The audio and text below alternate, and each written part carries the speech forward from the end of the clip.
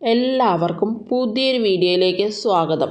എളുപ്പത്തിൽ വീട്ടിൽ തന്നെ തയ്യാറാക്കാവുന്ന ഓണസദ്യയിലെ ഒരു വിഭവമാണ് പായസം.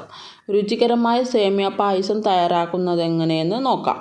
പാൻ ചൂടായി വരുമ്പോൾ അതിലേക്ക് 2 ടേബിൾ സ്പൂൺ നെയ്യ് ചേർത്ത് നെയ്യ് ചൂടായി വരുമ്പോൾ അണ്ടിപ്പരിപ്പ് ചേർത്ത് കൊടുത്ത് കളർ ഒന്ന് ചേഞ്ചായി വരുമ്പോൾ അതിലേക്ക് ഉണക്കമുന്തിരി ചേർത്ത് കൊടുക്കണം.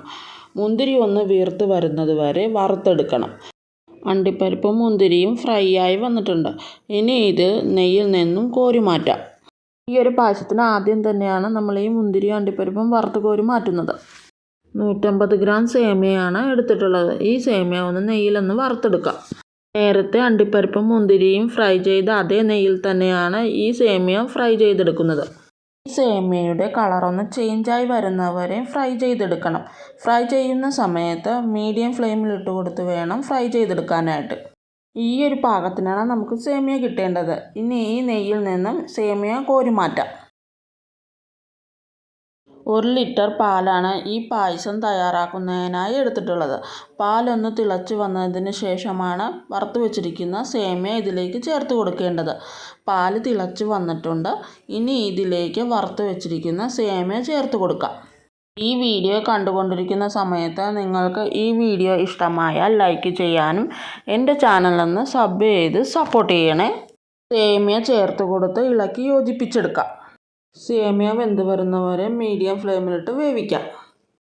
സേമിയ വെന്ത് വന്നിട്ടുണ്ട്. വെന്ത് വന്ന സേമിയയിലേക്ക് 1/2 കപ്പ് കണ്ടൻസ് മിൽക്ക് ചേർത്ത് കൊടുക്കാം. ഇവയൊന്ന് ഇളക്കി യോജിപ്പിച്ചെടുക്കാം. സേമിയ പായസത്തിന് ഒരു പ്രത്യേക രുചി ലഭിക്കുന്നതിന് വേണ്ടി ഇതിലേക്ക് ഹോർലിക്സ് ആണ് ചേർത്ത് കൊടുക്കുന്നത്. ഞാൻ 5 രൂപയുടെ ഒരു ഹോർലിക്സിൻ്റെ പാക്കറ്റാണ് ചേർത്ത് കൊടുക്കുന്നത്. ഹോർലിക്സ് പാലിലാണ് കലക്കിയെടുക്കുന്നത്. കട്ടകളില്ലാതെ വേണം പാലിൽ കലക്കിയെടുക്കാൻ. കലക്കിയെടുത്ത ഹോർലിക്സ് ഈ പായസത്തിലേക്ക് ചേർത്ത് കൊടുക്കാം. ഇനി ഇതൊന്ന് ഇളക്കി യോജിപ്പിച്ചെടുക്കണം. ഇനി ഇതിലേക്ക് ചേർത്ത് കൊടുക്കുന്നത് 1/2 കപ്പ് പഞ്ചസാരയാണ്. പഞ്ചസാര ചേർത്ത് കൊടുത്ത് ഇളക്കി യോജിപ്പിച്ചെടുക്കാം.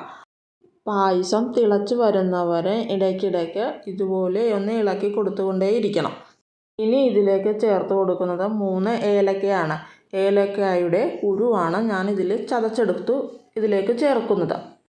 ഇതോടൊപ്പം തന്നെ നേരത്തെ വറുത്ത് വെച്ച അണ്ടിപ്പരിപ്പും മുന്തിരിയും ഇതിലേക്ക് ചേർത്ത് കൊടുത്ത് ഇളക്കി യോജിപ്പിച്ചെടുക്കാം.